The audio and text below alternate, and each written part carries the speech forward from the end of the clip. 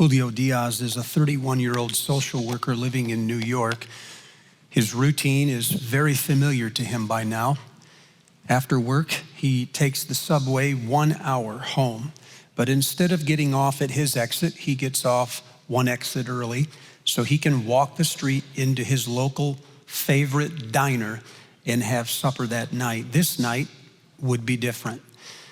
As Julio got off of this subway, he noticed the platform was unusually empty.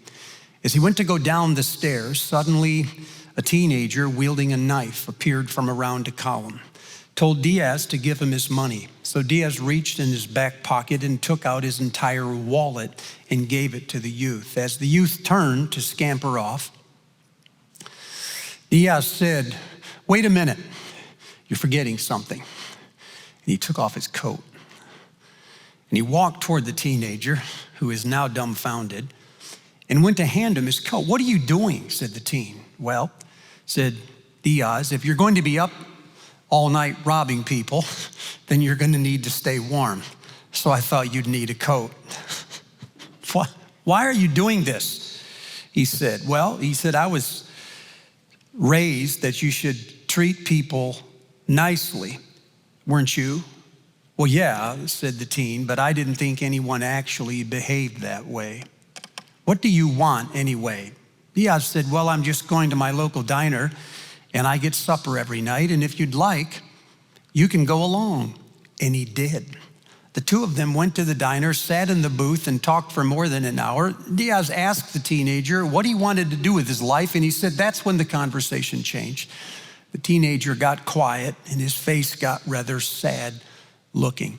At the end of that conversation, they got ready to leave, and Diaz said, "Well, ordinarily at this time, I pay for my meal, but since you're the one now with all of the money, I guess you'll have to pay for it yourself. Or if you'd like, you could give me back my wallet, and then I'll pay for your meal and mine."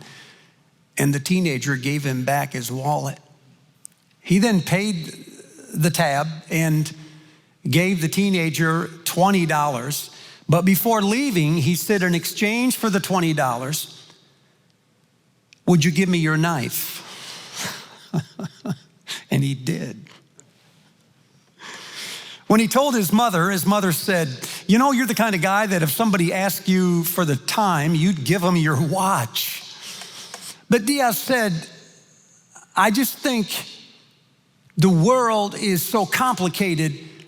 If we would just treat each other kindly, it would make it much easier for other people to be just as kind."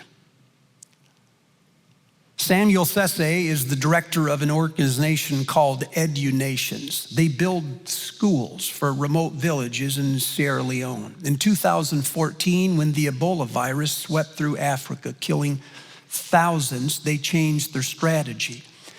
EduNations would no longer build schools, at least not now. Now they would take their monies and start providing either shelter or food for families.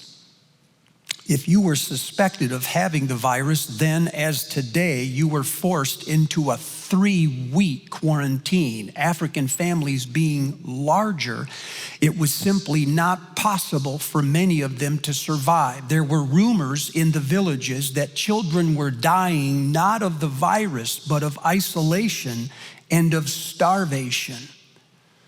So EduNations got involved in providing both housing and food. One of the employees of that organization was named John. There were accusations against him that he had taken monies not his and used them inappropriately. When those accusations proved out to be true, John was released from the organization, and Samuel, the director, is the one who had to tell him. When he got the news, John was so angry that he contracted the services of a local witch doctor to pronounce a curse of death on Samuel and all of his family. Then, in almost a fluke turn of events, someone living in John's house, a woman, was found playing with one of the children in the village whose mother had died with the virus. Now suddenly John and his entire family of 23 people had to quarantine for 3 weeks. There was no way they would survive it.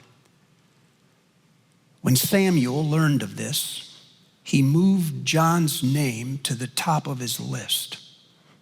He found the money, then found the food, and brought the food to John's family, even though there was a rope around his house forbidding anyone entrance. On one day, when John looked out and saw another shipment of food coming into his house, he was so overwhelmed that he broke free and ran towards the people to thank them, almost breaking the rope that was separating the house. Fortunately, by the end of their quarantine, no one in the house was found to have the disease, and he could return to look for work. But John was so overwhelmed by this act of mercy and compassion, kindness toward him and his family, that he came to the church and wept and asked for someone to forgive him. Samuel said, I learned from that love has the power to do what nothing else can do. 1996, Kashia Thomas is an 18-year-old black high school senior living in Ann Arbor, Michigan. She is gathered with about 70 to 100 other people to oppose a rally of the KKK in downtown Ann Arbor. We simply wanted them to know, she said, that their beliefs are not welcome in our city. In the middle of their protesting, while the police had all their riot gear on, suddenly a man appears who is wearing a t-shirt with a Confederate flag. He has a Nazi tattoo on his arm. And when he is spotted, someone with a megaphone shouts out, "There's a Klansman." Turns out he was not. When the man turned and saw it, he ran. The crowd followed. Mark Bruner, an amateur photographer, caught the series of events on his camera. In the midst of running, the man fell. And when he fell, the mob caught him, and they began to kick him and hit him with their posts and their placards. And that was when Kashia Thomas, this 18-year-old who had come there to protest this kind of behavior, this attire, throws herself on top of the man and shields off his attackers. And she won't get off of him until he is released and set free. The photographer, Bruner, the young man himself, said he was overcome by that show of compassion. He said, I saw that woman did for that man what, in my opinion, he would never have done for her. Then he said, who does that in the world today? Another way to ask that is, what manner of love is this? People are fond of talking about convictions today. We say almost nothing about love, and when we do, I'm not sure we know what it is. And I don't think we know how to get it. Turns out when you get a bunch of Christians into a room, they talk about love in funny language. They use Greek terms, eros and philos and agape. And they sound sometimes as though agape was a word the Christians invented. It was not. The philosophers used the term years before Paul or even Jesus to speak of love. What the Christians did that had never been done before, and it was revolutionary, is they moved this virtue, love, to the center of all other virtues was unheard of. This is why you could hear Paul saying a moment ago, if I have languages and if I have faith and if I give my life as a martyr, but I do not have love, I'm nothing. No one would have talked like that, only the Christians. Until you have this virtue, all of the others are muted. Ambition, industriousness, cleverness, intelligence. But without love, think of it, says William Sullivan. Isn't that a perfect description of the devil?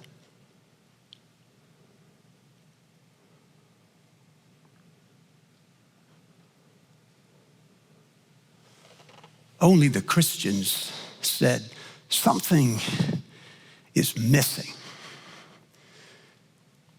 if intelligence does not have love, if strength and power is not channeled by love. The other thing that the Christians did that was remarkable is they filled this word, agape, with another meaning that it didn't have before. The Christians said that agape was not simply the love humans have for one another, not even in a great relationship. They said agape was the love that God has for humans. And this was different in kind, not in degree. In kind. We haven't seen this kind of love before. Let me point out some of the differences. Humans believe that love is involuntary. It's something unforeseen. You just fall into it because you can't help it. You're moved by something in someone else and you are, how did Disney say, Twitter-pated and just taken over by this. So it's never a decision. But to the Christians, love was voluntary. It was a decision. The primary attribute was not fondness for another person. It was a decision to act in a certain way towards that other person. Feelings were completely aside. So however you feel about someone, said the Christians, when you're patient and kind and not easily angered, and when you don't hold a grudge, that is a decision to act in love, however you feel. And that was different, because most people felt they couldn't do that unless they felt like it, do we not? Well, if I did that and I didn't feel it, I'd be a hypocrite.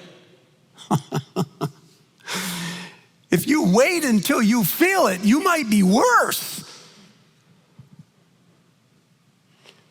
Second big change was that the public felt or feels as though love is responding to something that it values in another person, whether it's beauty or charm, intelligence, even potential. We look at another person, and when we are sort of taken over by that person, it's because something we value is resident in that person, and we want to go get it. But the Christians said, nah, nothing is further from the truth. In love, you don't respond to another person's value, you create that value. In fact, that value isn't there until you show up to love it out of them. This is the difference, said Bonhoeffer. Our love is always holding some person in our sight with a vision of what we want that person to become. But if you think about it, it makes our relationships, well, manipulative at worst, or tenuous at best, short-lived. But the Christians were different. They said, there is nothing until love shows up. I have this discussion. I had it last year with some collegians. I spoke at IWU Chapel, and I spoke on salvation as marriage. And I made a comment in the message off to the side. I should just follow the notes. And the comment was about someone who was alone and unattractive. And so when it was over, one person came forward and said, I got 2 or 3 friends, but they can't come right now. They're so mad. I've decided to come on their behalf. I said, what's the problem? They said, we're offended. I was shocked. I said, wow, I haven't heard anybody being offended in probably, well, it's been 10 minutes. I said, what seems to be the problem? They said, well, you spoke as if the person has no potential. I said, well, she doesn't. See, that's what ticks us off. I said, you speak of potential as if it were some self-evident static quality that lies buried in every individual, covered under layers of low self-esteem, until somebody finds it. This is not potential. Potential is nothing. There is no potential until there is somebody else to call it out. In other words, every person's potential lies in somebody else.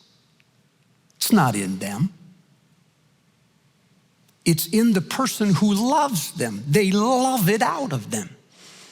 I'm not being critical of collegians when they say this. They're simply repeating the only lines we taught them. And they learned this, by the way, in church. The third major contrast when the Christians got hold of the word was this.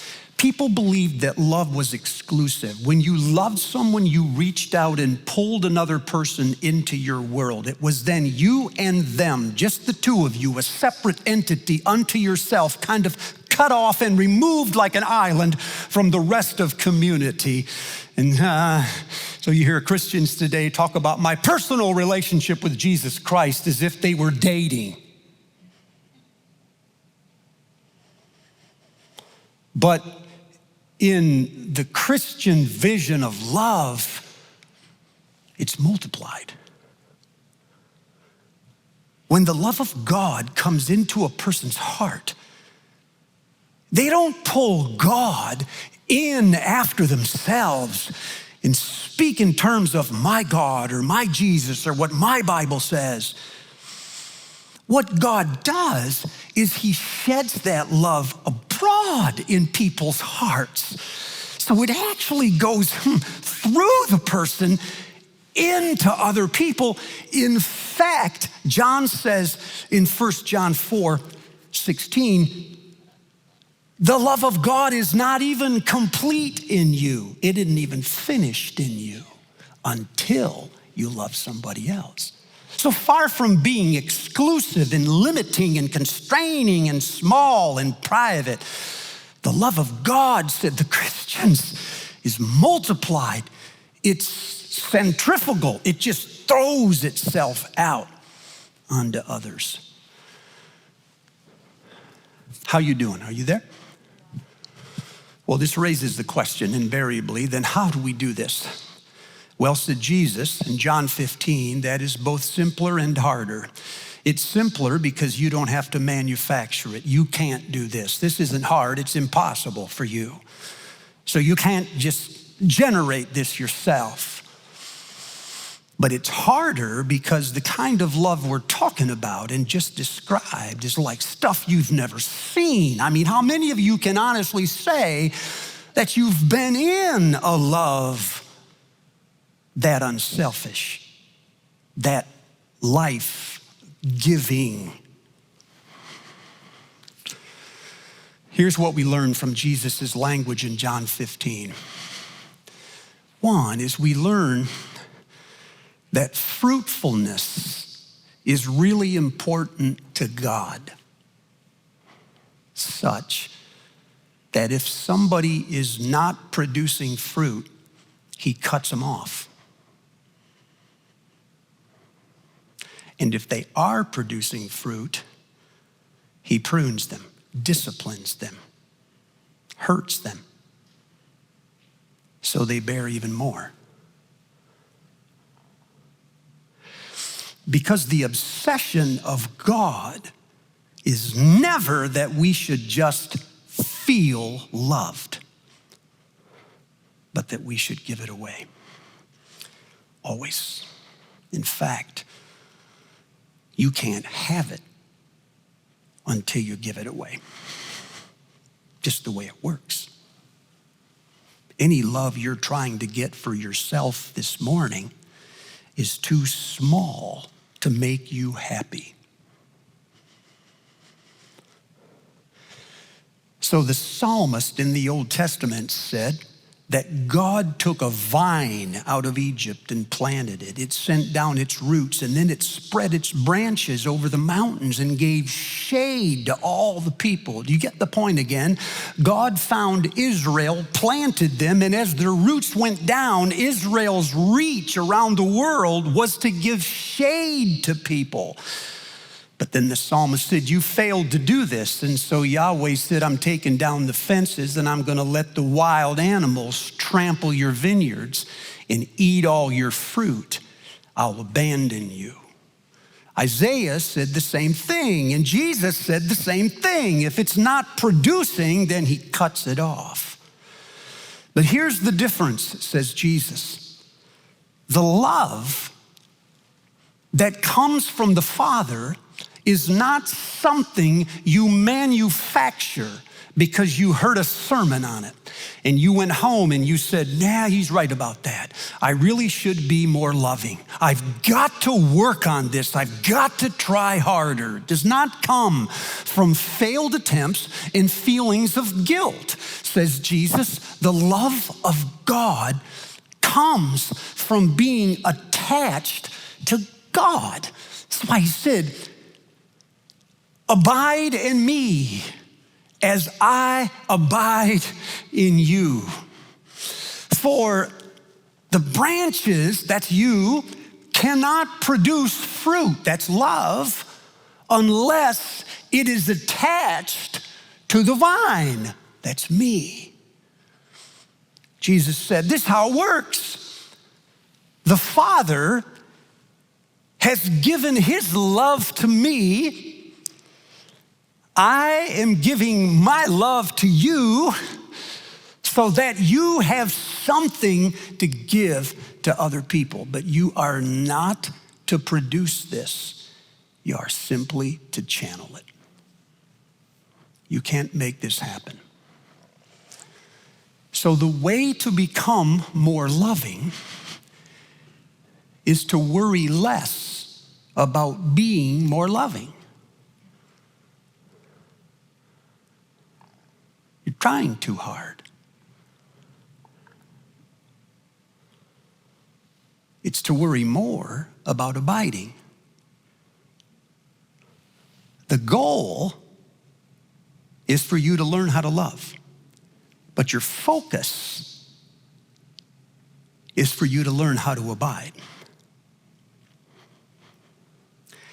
Because if you walk out of here today and say, I have got to get better at loving, you will neither love nor abide.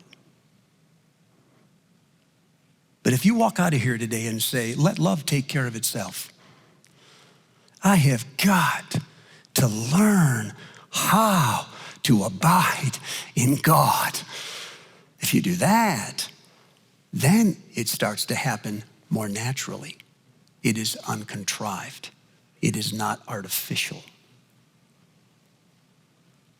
Does that make sense? So, says Jesus, if you abide in me and my words abide in you, you then abide in my love. and you have something for others.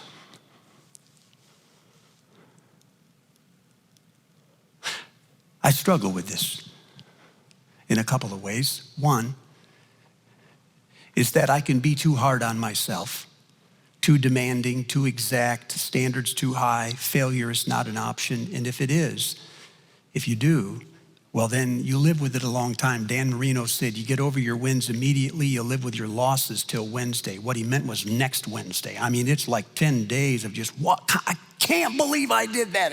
Is that just me? I'm not doing my therapy, I'm doing our therapy. Aren't I? So I can be very critical and condescending on myself. And what this proves really is that I do not understand the love that the Father has for the Son. For clearly there is no way the Son feels that he must perform. No.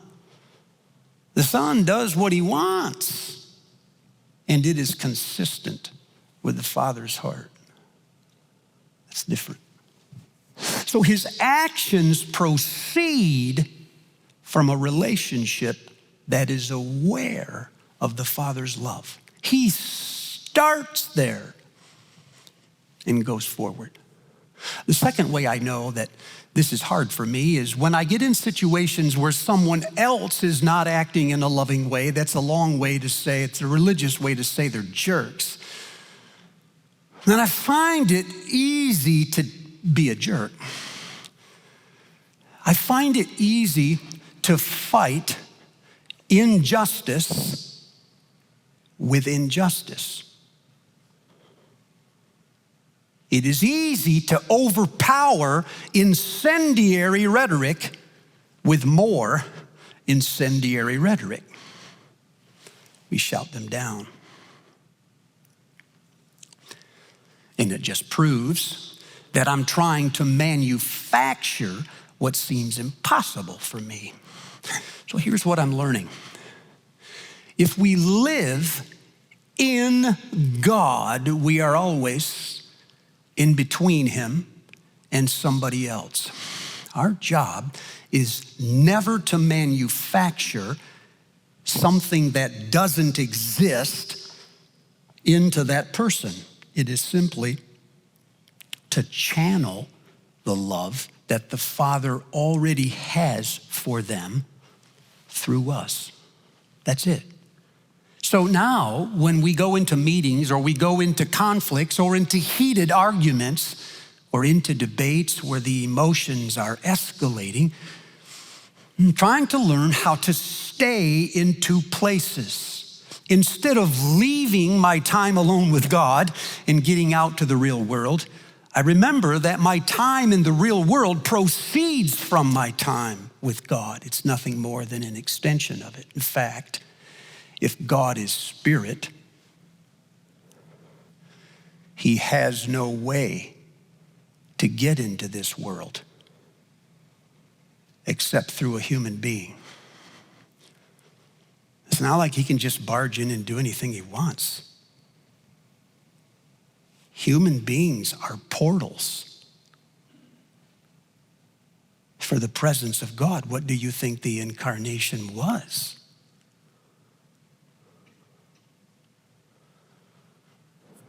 Well, all this to say that when we do this with any kind of regularity in a time like this, when people's language and their emotions are so fragile and high, intense, and the sides have already been chosen, and the nation is becoming more polarized, and people are jumping to conclusions. If we were to live like this in a society like that, it would be compelling.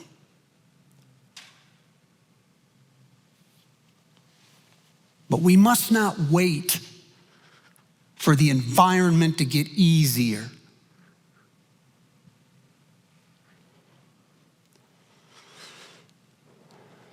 Patty Chayefsky wrote a play called Gideon. It's about a man that, well, he's lying awake one night in his tent, and he's having a conversation with God, who he hopes is there. The conversation goes like this: God, it's Gideon. Are you there or not? He hears a voice. The voice says, yes, Gideon, I'm here. Oh, good. Says the young man, God, do you love me? Do you love me, God? Tell me. And he hears a voice say, yes, Gideon, of course I love you. Why? Do you love me, God? Tell me why you love me. And he hears a voice say, well, quite frankly, Gideon, I'm not sure.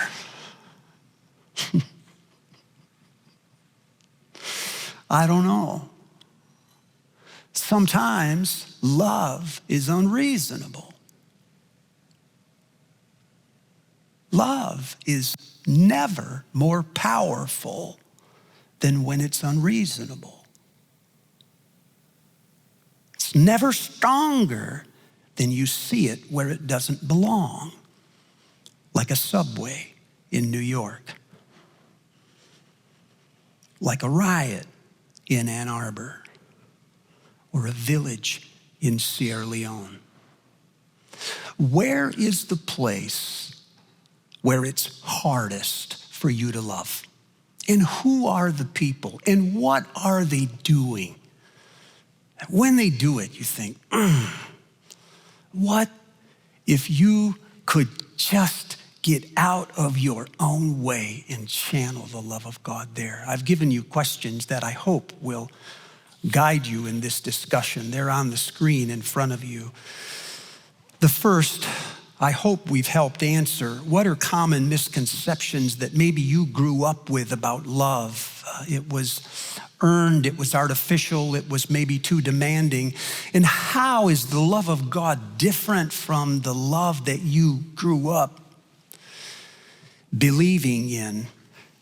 As you've gotten older and matured, what's the most important thing you've learned about love, and how do you learn that? Was there a moment, or was there a teacher? Was there some time in your life where that difference became clear? And how do you practice that today? How did it change you? And finally, I asked a moment ago, what person or what kind of person is the hardest for you to love? Bet you could name them. And if you were to love them anyway, what would you need to do? Love is patient. Love does kindness. It's not rude, not envious, not self-seeking, puffed up, not easily angered, doesn't keep a long list of faults. Love trusts, hopes, perseveres, never fails. If you ever wanted something more or other, you were wide of the mark. If you have this, you have it all. Father, into your hands I commit this body, these people, whatever else you do for us and whatever else we ask for this week, give us this.